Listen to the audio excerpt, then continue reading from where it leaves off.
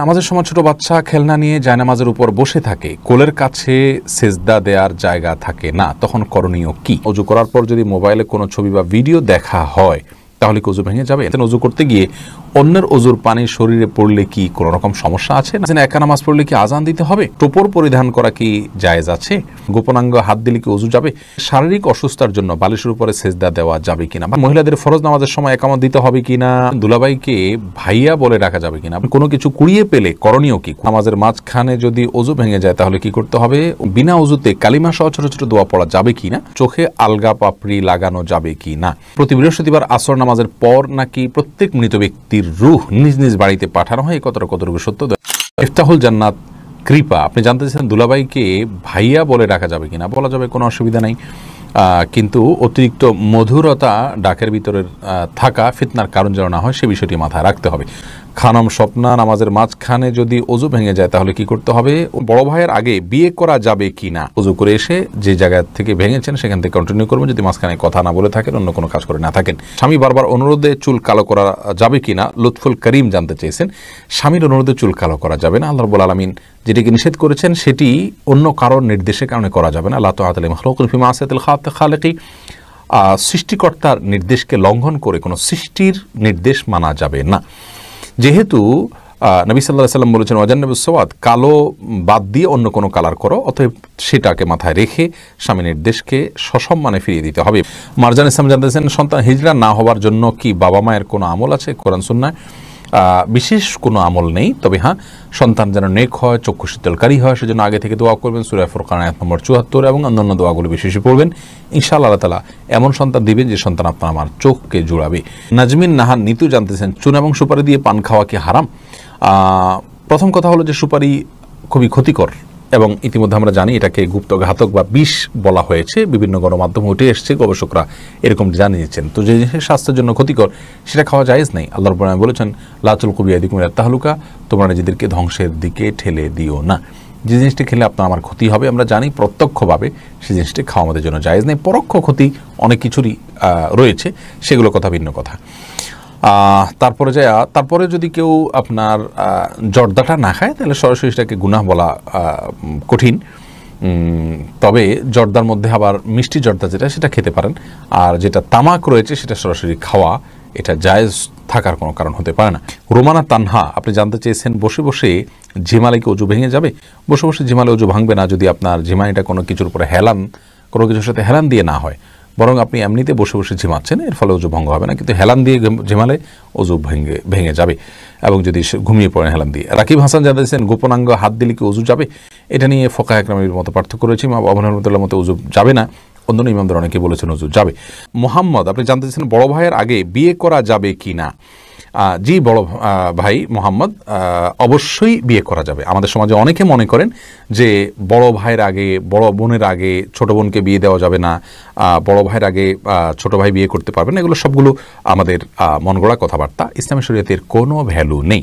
যার যখন বিয়ের সামর্থ্য হবে তিনি তখন বিয়ে করতে পারবেন।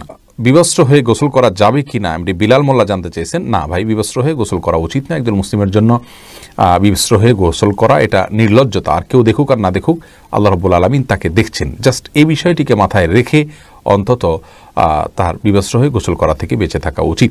শামিয়া আক্তার সালমা, আপনি জানতে চান কোরআন কারীম ভুল পড়লে কি গুনাহ হবে? যদি অনিচ্ছাকৃত হয়, না জেনে হয়ে যায়, ইনশাআল্লাহর ফলে গুনাহ হবে না, কিন্তু শুদ্ধ পড়ার জন্য তার চেষ্টাটা থাকতে হবে। রোমানা আক্তার জানতে চেয়েছেন, প্রতি বৃহস্পতিবার আসর নামাজের পর নাকি প্রত্যেক মৃত ব্যক্তির রূহ নিজ নিজ বাড়িতে পাঠানো হয়? কতটুকু সত্য দয়া করে জানাবেন। সম্পূর্ণ ভুল এবং কুসংস্কারাচ্ছন্ন একটি বিশ্বাস, প্রিয় বোন। বৃহস্পতিবার রাতে মানুষের রূহ ফিরে আসা তো দূরের কথা, মানুষের রূহ একবার চলে গেলে সেটা আর পৃথিবীতে কখনো ফিরে আসে না। এটা ভূতের রূপ ধারণ করে আসে, বৃহস্পতিবার রাতে আসে, এই ধরনের বিশ্বাসগুলো হিন্দুদের মধ্যে আছে। ইসলাম এরকম কোনো বিশ্বাসকে অনুমোদন করে না, যার কারণে এগুলো থেকে আমাদের দূরে থাকতে হবে। বিপ্লবী কলমে আইডি থেকে জানতে চেয়েছেন, মহিলারা হায়েজ অবস্থায় আজানের জবাব ও আজানের দোয়া পড়লে কি গুনাহ হবে? উত্তর হলো না, অবশ্যই গুনাহ হবে না, বরং হায়েজ অবস্থায় এটা করা যাবে। মিনহাজুর রহমান রাকিব জানতে চেয়েছেন, ওযু ছাড়া কি আজান দেওয়া যাবে? দেওয়া যায়, কিন্তু ইচ্ছাকৃত এবং নিয়মিত এরকম করা উচিত নয়, মাকরুহ। এমনি রাজীব বিন জাহাঙ্গীর, আপনি জানতে চেয়েছেন নিজের বিয়ের খুতবা কি নিজে পড়া যাবে? যেতে পারে, অসুবিধা নেই। সিদ্দিকুল্লাহ, আপনি জানতে চেয়েছেন আমি যদি পেশাব করি তখন পেশাব ক্লিয়ার করার পরেও আমার পেশাব 1 বা 2 ফোঁটা পড়ে যায়, সেক্ষেত্রে আমার অজু এবং নামাজে বেশি সমস্যা হচ্ছে বেশ কিছুদিন ধরে, এ থেকে পরিত্রাণের উপায় বললে আমি খুবই উপকৃত হতাম।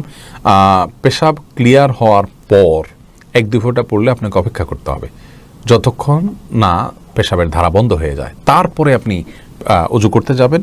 এটা হলো আপনার জন্য করণীয়। আর যদি এটা বন্ধ না হয়, কন্টিনিউয়াসলি চলতেই থাকে, তাহলে প্রত্যেক ওয়াক্তে আপনাকে আলাদা করে উজু করতে হবে। শামীম রেজা জানতে চেয়েছেন, গায়রে মাহরাম পুরুষকে কোনো মহিলা সালাম দিতে পারবে কি না? গায়রে মাহরাম পুরুষ যদি হয় তাহলে সেক্ষেত্রে তাকে মহিলা সালাম দিতে পারবে বলে বিন বাজ রাহিমাহুল্লাহ ফতোয়া দিয়েছেন, সৌদি আরবের সাবেক গ্র্যান্ড মুফতি, এবং তিনি দলিল হিসেবে পেশ করেছেন। আল্লাহ রাব্বুল আলামিন কোরআনে বলেছেন, ওয়াকুলনা কাওলাম মারুফা, স্বাভাবিক কথা মেয়েরা বলতে পারবে, আর সালাম এটা স্বাভাবিক কথার অন্তর্ভুক্ত, অতএব সালাম দিতে পারবে। যদি সালামের ভিতরে কোনো লৌকিকতা না থাকে, সালাম দেওয়ার সময় কোনো মাধুর্য সৃষ্টি করা না হয়, ফিতনার কোনো আশঙ্কা না থাকে, ইনশাআল্লাহ স্বাভাবিকভাবে সালাম দিতে পারবে। তবে বর্তমানে যে ফিতনার ছড়াছড়ি চলছে, এই পরিস্থিতিতে যদি সেটাও অ্যাভয়েড করা যায় সেটা নিরাপদ আমরা মনে করি। মনিরুজ্জামান সৈকত জানতে চেয়েছেন, বিয়েতে টোপর পরিধান করা কি জায়েজ আছে? টোপর পরিধান করাতে আপাত দৃষ্টিকোণ থেকে আমি কোনো মন্দ দিক দেখছি না, আল্লাহু আলাম। তাসফির আহমেদ রাব্বি জানতেছেন, একা নামাজ পড়লে কি আজান দিতে হবে? একা নামাজ পড়লে আজান দিতে হবে না, তবে একামত দিয়ে জামাতের উদ্দেশ্যে যে আর কেউ যদি যুক্ত হয় তাহলে যুক্ত হতে পারে, এটার জন্য বলে দেওয়া এভাবে করা উত্তম। মুসরাত আপনি জানতে চেয়েছেন, চোখে আলগা পাপড়ি লাগানো যাবে কি না? চোখে পৃথক আলাদা করে পাপড়ি লাগানো উচিত নয়, একান্ত বাধ্য না হলে। অসুস্থতার কারণে ওটা পড়ে গেছে, কোনো কারণে খারাপ দেখা যাচ্ছে বা দেখতে পাচ্ছেন না, এ সমস্ত কারণে ভিন্ন কথা। অতিরিক্ত পাপড়ি লাগানো এটা আল্লাহ সৃষ্টিতে পরিবর্তন করা এবং এক ধরনের প্রতারণা। সব মিলিয়ে এই বিষয়টি জায়েজ না, যদি সেটা সৌন্দর্য, শুধুমাত্র সৌন্দর্য বৃদ্ধির জন্য আপনি করে থাকেন। মালা খাতুন আপনি জানতে চেয়েছেন, বিনা উজুতে কালিমা সহ ছোটো ছোটো দোয়া পড়া যাবে কি না? উত্তর হলো অবশ্যই পড়া যাবে। কালিমা এবং ছোটো ছোটো দোয়া এগুলো পাঠ করবার জন্য, দুরূদ পাঠ করবার জন্য, এমনকি মুখস্থ কোরআন তেলাওয়াত করবার জন্য অজুর কোনো প্রয়োজন নেই।